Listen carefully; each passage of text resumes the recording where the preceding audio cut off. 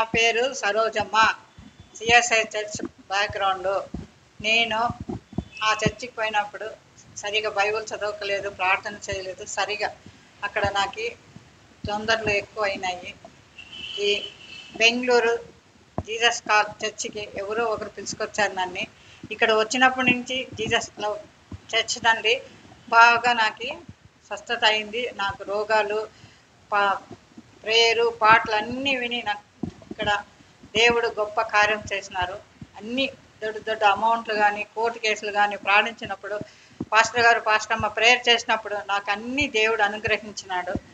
దేవునికి ఇక్కడ పాటలేమి, దేవుని వాక్యాలేమి, స్వస్థత ఏమి అన్నీ దేవుడు స్వస్థత దయచేసినాడు. ఎక్కడ పోయినా యాక్సిడెంట్లు అవుతూ ఉన్నాయి. దేవుడు ఆశీర్వాదం ఇచ్చినాడు. ఈ చర్చిలో కాలు పెట్టినప్పటి నుంచి నాకు గొప్ప ఆశీర్వాదం వచ్చినది. కోటి స్తోత్రాలు దేవునికి, పాస్టర్కి, పాస్టమ్మ గారికి, అందరికీ వాళ్ళకి కోటి స్తోత్రాలు. Praise the Lord. నా పేరు సరోజమ్మ.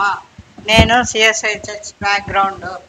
నేను బైబిల్ వాక్యాలు కానీ పాటలు కానీ నాకు సరిగా లేక, ప్రేయర్లో సరిగా లేదు.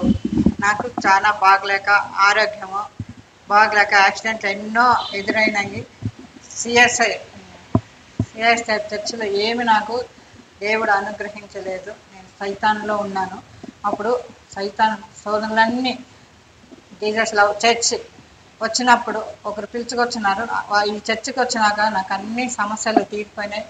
నా బాధలు, కష్టాలన్నీ తీసినాడు దేవుడు. ప్రతి ఒక్క పెద్ద అమౌంట్లు కానీ, అవన్నీ నాకు దేవుడు అనుగ్రహించినాడు. కోర్టు అన్నీ దేవుడు సకాలంలో నాకు అన్నీ ఇచ్చాడు. దేవునికి ఈ చర్చికి కాలు పెడితేనే దేవుడు నాకు ఆశీర్వాదం ఇస్తున్నారు. ప్రతి ఒక్క రోగాలు స్వస్థవుతున్నాయి. నేను మాటలు కానీ, మందులు కానీ తినలేదు. దేవుడు గొప్పగా ఈ చర్చిలో నన్ను వాడుకున్నాడు. కాబట్టి దేవునికి కోటి స్తోత్రములు.